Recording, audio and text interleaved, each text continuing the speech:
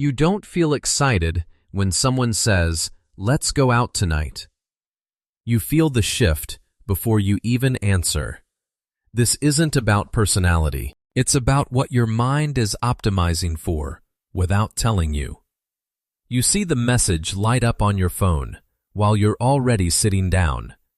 The room is quiet in a way that feels complete, not empty. Your first reaction isn't refusal, it's calculation.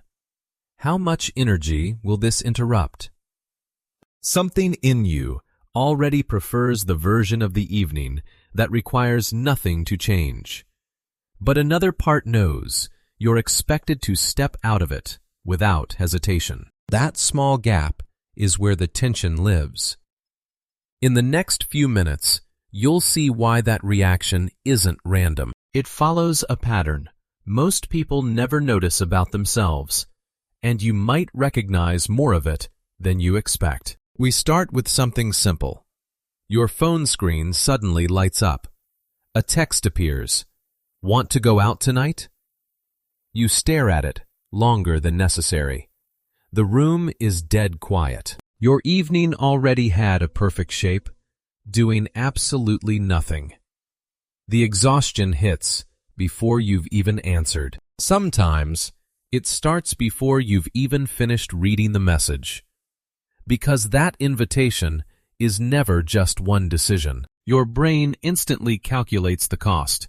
Getting ready, commuting, making small talk, handling uncertainties, and the hours it will take to recover later. You were doing completely fine until this became a plan.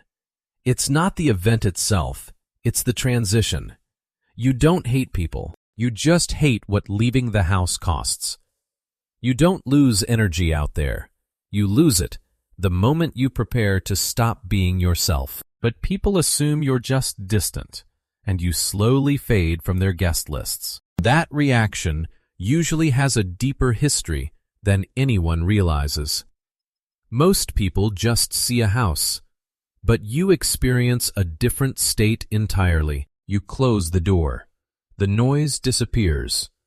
Nobody needs anything from you. Nobody is watching. Repeated experiences teach the brain where emotional regulation feels easiest. For some people, that place becomes home. Silence isn't empty. It's functional. You aren't attached to the physical building. You're attached to what happens inside it. It's the moment you think, "I can finally hear my own thoughts." Home stopped being a location and became a psychological sanctuary. Because of that, other environments start feeling unusually demanding. And for many, that relationship started surprisingly early, earlier than they can even remember. Some people practiced self-sufficiency long before adulthood. School ends. You come home. No plans. No supervision. The entire afternoon belongs completely to you. There is no audience here and no instructions. You learn to structure time yourself. You solve boredom yourself. You regulate emotions yourself. The more often you navigate life alone, the less necessary company feels. It's why you always tell yourself, "I'll figure it out." Long periods of self-management turn solitude into a default setting. Because of that, dependence begins to feel unfamiliar and sometimes deeply uncomfortable. And that self-sufficiency, over time, often grows into something else entirely. Outside, variables multiply. Inside, most of them disappear. You control the light, the temperature, the noise, the timing of everything. Predictability reduces mental effort. The brain naturally prefers environments requiring fewer adjustments. Control feels peaceful until it becomes necessary. It's when you ask yourself, why make this harder than it needs to be? The problem isn't uncertainty. It's how little of it you still practice. Because of that, your tolerance for inconvenience slowly shrinks. And that same pattern begins to appear in your social situations too. Most social exhaustion comes from moments nobody remembers. You pass a neighbor. A cashier asks how you're doing. Someone tells a story, and you have to react. The tiring part isn't talking, it's managing, because every minor interaction requires tiny, continuous adjustments. Facial expressions, tone, timing, and attention. It's why you ask yourself, why does this feel like work?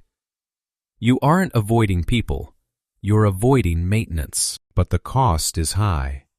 By the end of the day, your social battery is completely gone before anything meaningful even happened. And the more sensitive you are to performance, the more valuable privacy becomes.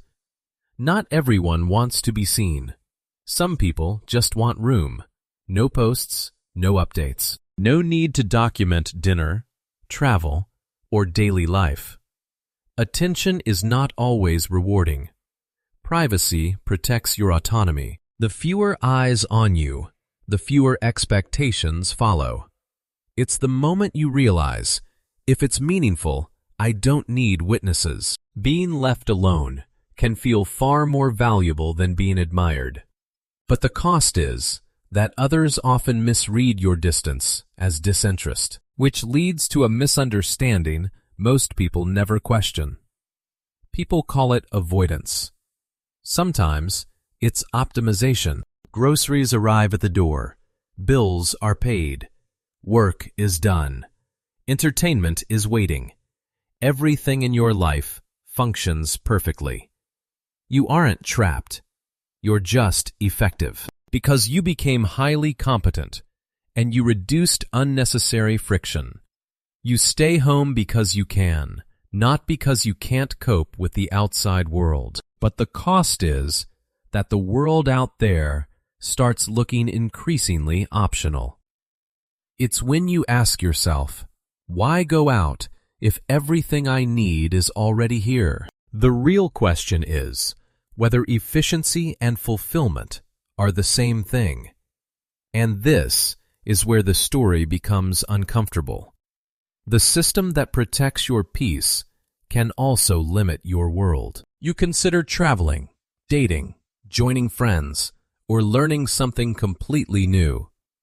But instantly, your brain calculates the effort. Because the brain begins filtering every decision through a single lens, comfort preservation, to the point where even good things begin to feel inconvenient. Good opportunities start feeling expensive, not because they're bad, but because they're disruptive. It's when you mutter that familiar phrase, maybe another time. A highly optimized life can quietly reduce your tolerance for life itself. Comfort becomes dangerous when it decides before you do. Which brings us to the real distinction. There is a difference between protecting peace and protecting routine. They look identical from the outside. Imagine your ideal week. Then imagine that exact same week repeated for years. Humans need both safety and growth. Too much of either creates imbalance. A quiet life is healthy. An unquestioned life is different.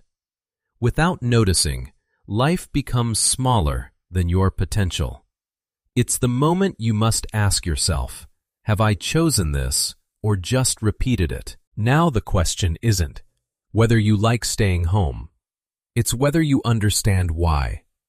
What looks like avoiding the outside world is often something more precise. A life designed so efficiently that interruption starts to feel unnecessary, even when it matters. You are not someone who just stays home.